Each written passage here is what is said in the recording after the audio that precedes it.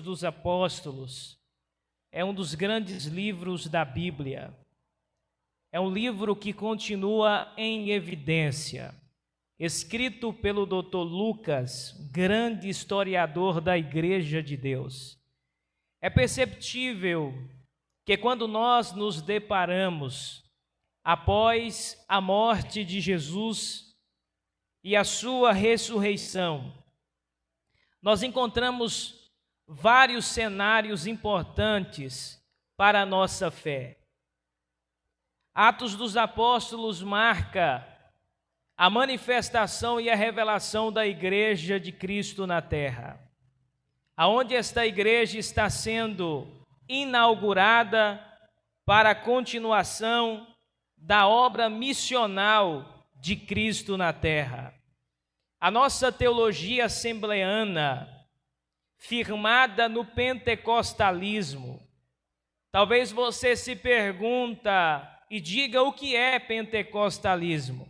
Pentecostalismo é um movimento cristão baseado-se nas Escrituras e na continuidade dos dons espirituais.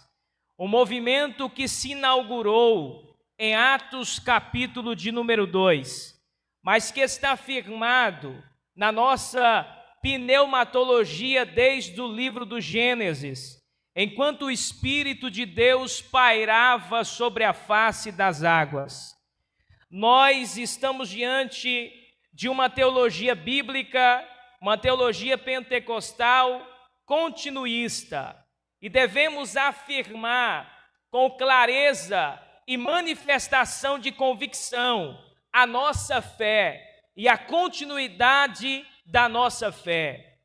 Nós veremos os 4 pontos importantes do pentecostalismo brasileiro e também mundial. A nossa igreja, a Assembleia de Deus, firmou-se a sua doutrina na palavra de Deus, utilizada pelos missionários que anteriormente entraram no Brasil em 1910. Quando eles estavam na Suécia ainda, quando receberam a visão de Deus, em que Deus os enviaria a um estado chamado Belém. Só que eles não sabiam aonde ficava Belém. E Daniel Berg, juntamente com Gurnavingre, olharam-se no mapa mundial e encontraram Belém do Pará, uma cidade bem pequena no mapa mundial. Eles haviam chegado do grande avivamento que aconteceu na Rua Azusa, por causa de William Seymour, um negro que resolveu buscar a presença de Deus. O poder do Espírito Santo, manifestado na Califórnia, alcançou o mundo inteiro. E Daniel Berg e Gurnavingre, inflamado pelo fogo do Espírito Santo, desembarca na cidade de Belém do Pará, com uma mensagem muito simples, porém carregada de espiritualidade, de propósito, de missão e da presença do Espírito de Deus.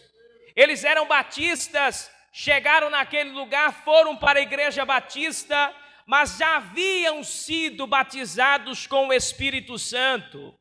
E a igreja batista não cria na manifestação da continuidade dos dons e da manifestação espiritual do falar em línguas estranhas.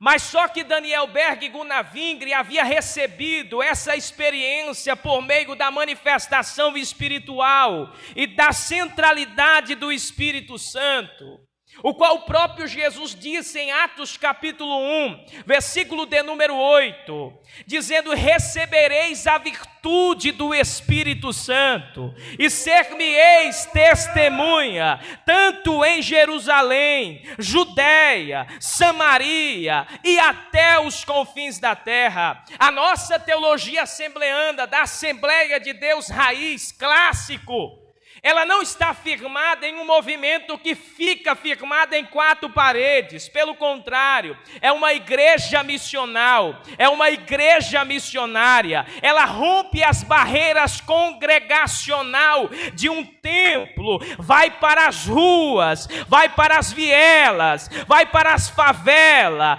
faz cruzada no mundo inteiro.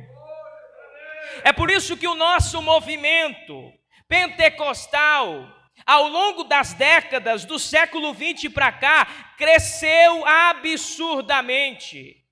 Hoje no mundo, nós somos milhares de pentecostais. Em todos os lugares que nós entramos, em qualquer bairro, viela ou assentamento, nós encontramos uma igreja pentecostal, porque a igreja Assembleia de Deus chegou aonde as igrejas de grande etnias não tiveram coragem de chegar, porque os missionários que receberam a chama pentecostal do Espírito Santo não liga para a riqueza, não liga para o luxo, liga para a obra missionária.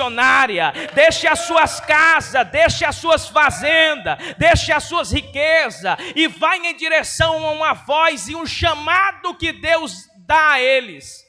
É por isso que aonde a gente chega, qualquer lugar que a gente chega, por mais longe que chega, há uma placa, a Assembleia de Deus. E você se pergunta, em assentamentos que quase você não vê casa, mas tem uma igreja estabelecida, porque é uma igreja que é direcionada pelo Espírito Santo, é uma igreja em movimento, é uma igreja que está disponível para receber e entregar o evangelho às pessoas que necessitam.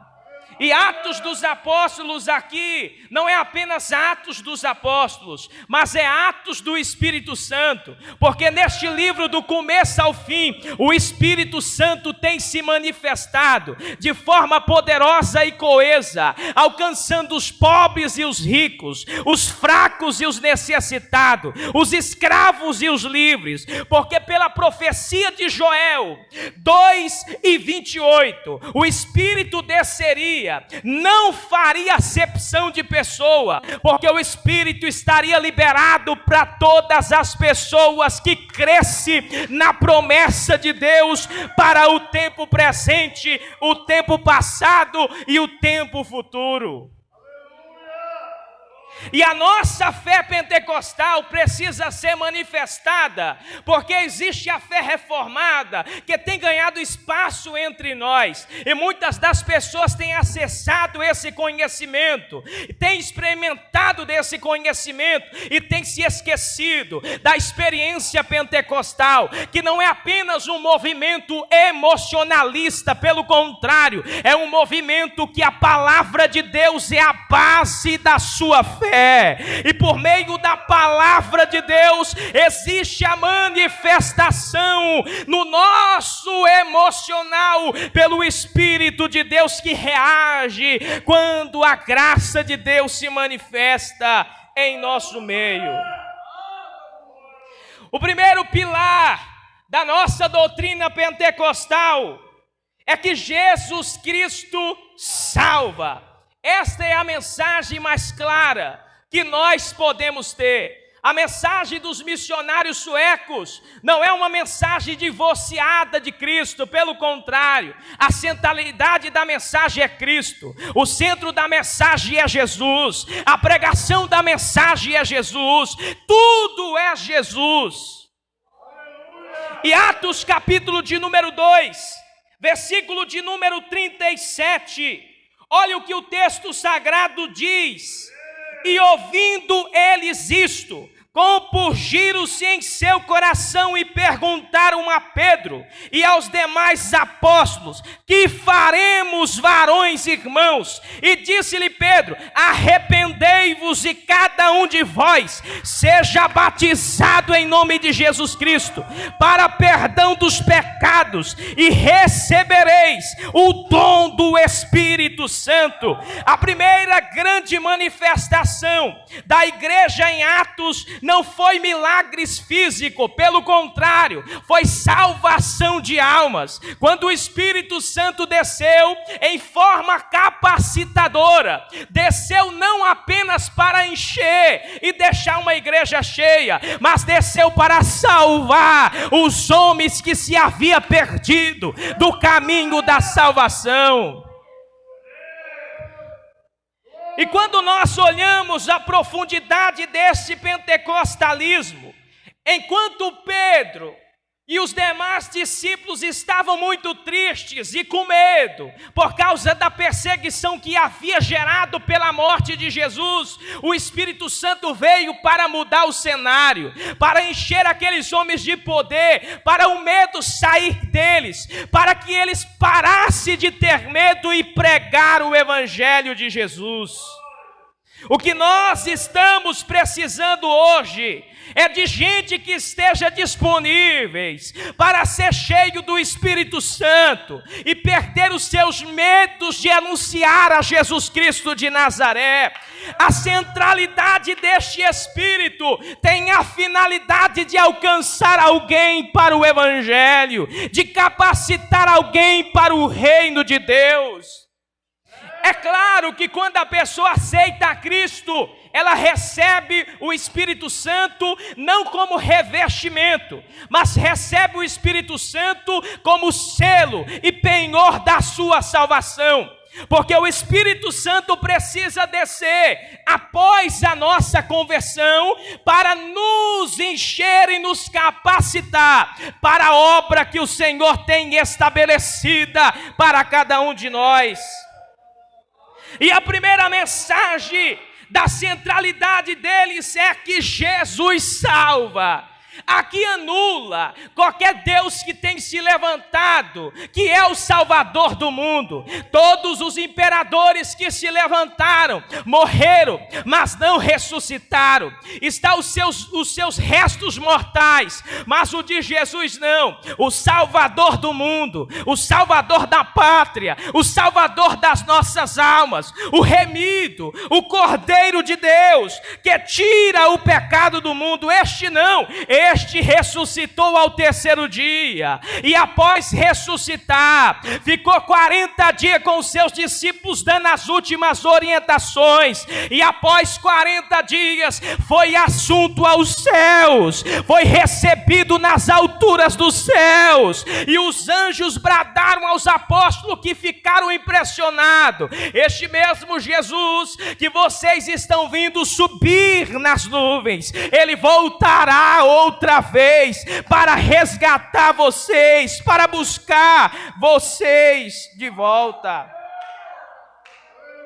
A mensagem de Pedro não é uma mensagem homocêntrica, egocêntrica. Pelo contrário, Pedro começa a anunciar a morte de Jesus. Pedro começa a anunciar a ressurreição de Jesus. Pedro começa a anunciar o arrependimento por causa dos pecados do homem. Olha o versículo 23 e o 24 do capítulo 2. Olha o que Pedro diz: a este que vós entregaste pelo determinado conselho e presciência de Deus, tomando-vos o crucificaste e mataste pelas mãos dos injustos, a qual Deus o ressuscitou, soltas as ânsias da morte, pois não era possível que fosse retida por ela. Por quê? Porque a Bíblia diz que o salário do pecado é a morte, mas o dom gratuito de Deus é a vida eterna. Mas em Cristo não havia pecado. Ele tomou os nossos pecados, mas não era pecador. Ele tomou sobre si as nossas falhas, mas ele nunca falhou. Ele tomou sobre si os nossos defeitos, mas ele nunca teve defeito nenhum. Então a morte não podia operar, porque ele não tinha pecado para que fosse morto, porque era o dono da vida e era o Deus perfeito. Então a morte não operou, a morte não segurou. Ao terceiro dia, a porta do sepulcro abriu e Jesus saiu de lá ressurreto. A mensagem é profética. Porque talvez a gente se pergunta, quem é que removeu a pedra? Porque quando as mulheres saíram, havia uma pedra no túmulo, mas elas tinham uma esperança que a pedra seria removida. A pedra foi colocada pelos soldados, vários soldados com seus carros de bois, pois pesava tonelada. Um homem sozinho não seria capaz de tirar o selo da porta do túmulo, mas Deus interveio de uma manifestação angelical. Quando o relâmpago do céu caiu, os anjos de Deus removeram a pedra, e aquele que estava morto ressuscitou.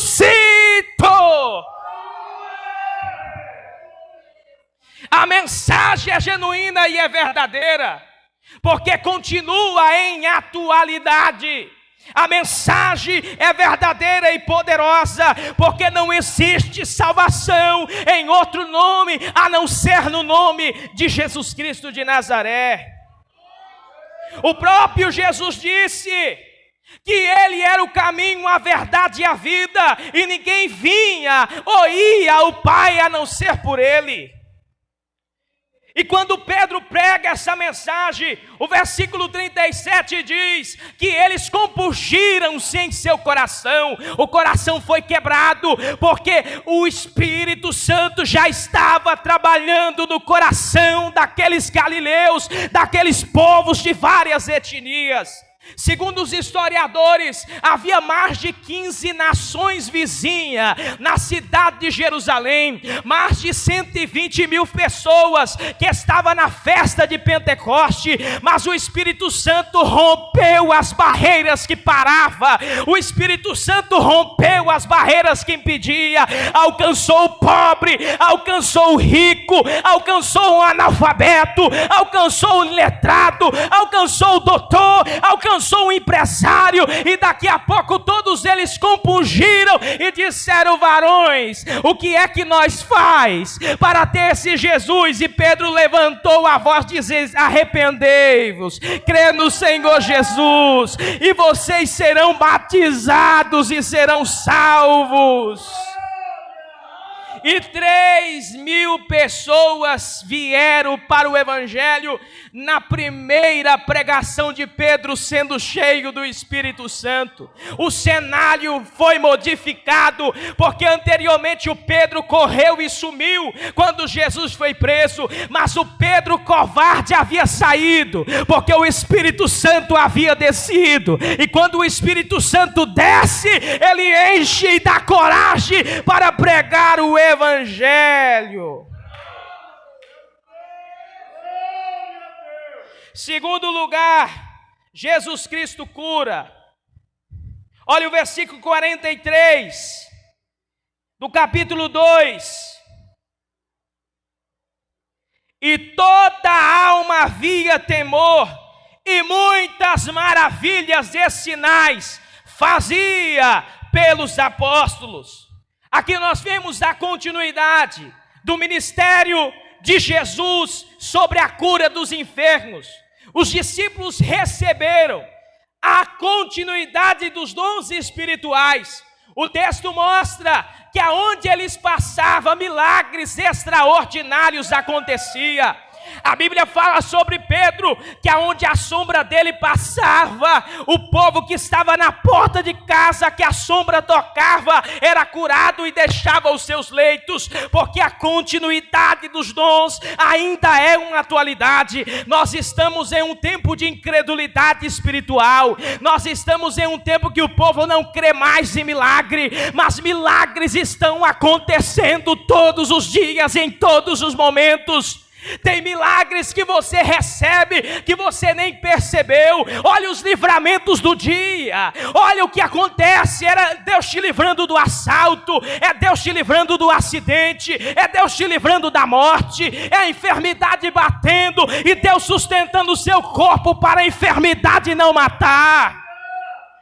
Tem enfermidade que Ele cura instantaneamente, Mas tem outras enfermidades que é para manifestação da glória de Deus, e Deus permite você estar nela para que o nome dele seja glorificado, porque o propósito do evangelho é glorificar a Cristo, tanto na dor, no sofrimento e em todos os momentos da vida.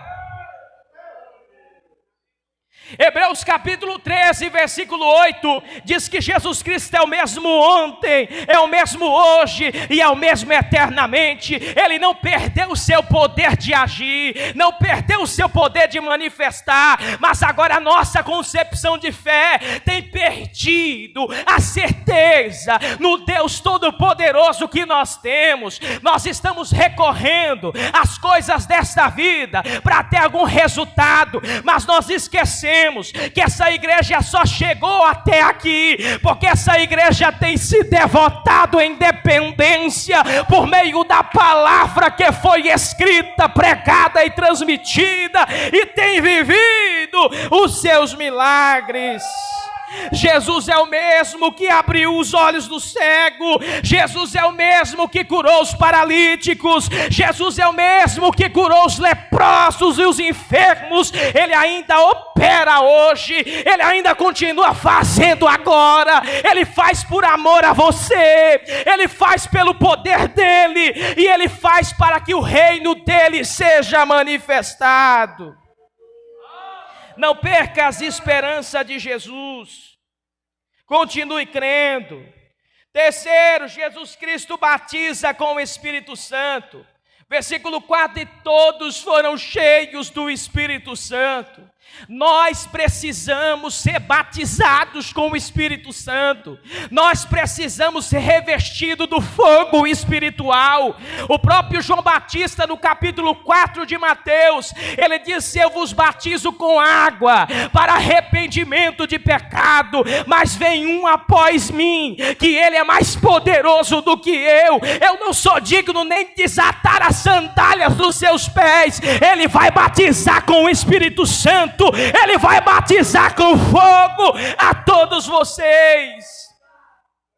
O único batizador é Jesus Cristo.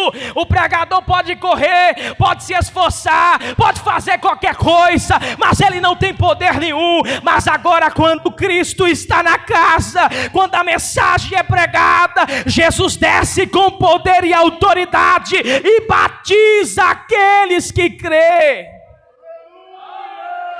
Só é operada o fogo e a manifestação do Espírito no coração daqueles que crêem.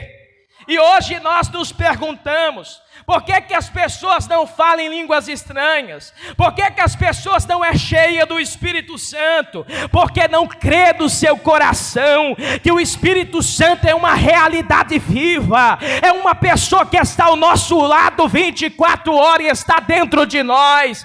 As pessoas não acreditam mais no Espírito Santo, têm vivido uma vida divorciada do Espírito, não sabe quem ele é, não sabe como ele se manifesta, porque já não busca ele como buscava antigamente. Por mais que nós estamos aqui pregando todo dia, nós apontamos o caminho que você possa buscar o Espírito, mas é você, por meio do seu coração, por meio da sua adoração, por meio da sua entrega, que faz o Espírito Santo descer sobre a sua vida. O Espírito não enche ninguém de boca calada, trancada, não. Toda manifestação do Espírito é movida pela emoção humana, e vem a manifestação de Deus. Se o coração está vazio de si, ele enche dele, e você expressa a sua alegria. Quarto lugar, Jesus Cristo em breve voltará. Essa é a mensagem, o nosso pastor até falou aqui anteriormente. Essa é a mensagem da Assembleia de Deus, que tem sido pregada no Brasil por mais de 100 e poucos anos de história. É a mensagem que tem sido pregada há 2000 anos pelos apóstolos, há 2000 anos pela igreja primitiva. É a mensagem que Cristo voltará. Olha o versículo 16 do capítulo de número 2, e a gente já caminha para encerrar. Mas isto é o que foi dito pelo profeta Joel: e nos últimos dias acontecerá, diz Deus, que do meu espírito derramarei sobre toda a carne. Os vossos filhos e vossas filhas profetizarão, os vossos mancebos terão sonhos e visões, e os vossos velhos sonharão sonhos. Também o meu espírito derramarei sobre os meus servos e minhas servas naqueles dias, e profetizarão. Pedro está explicando o que o Pentecoste usado por Joel. Joel fala sobre os últimos dias. Joel fala sobre os sinais escatológicos. Fala sobre o derramamento, que era a prova iminente da volta de Cristo para buscar a sua igreja.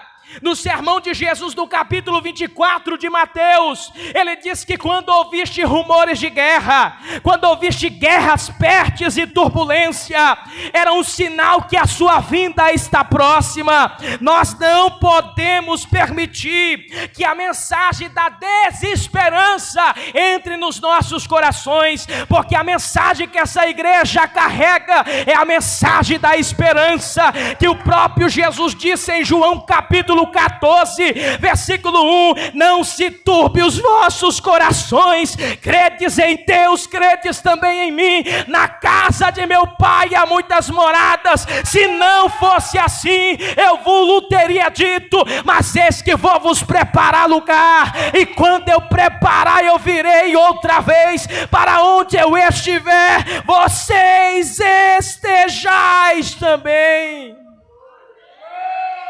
Fica de pé, por gentileza.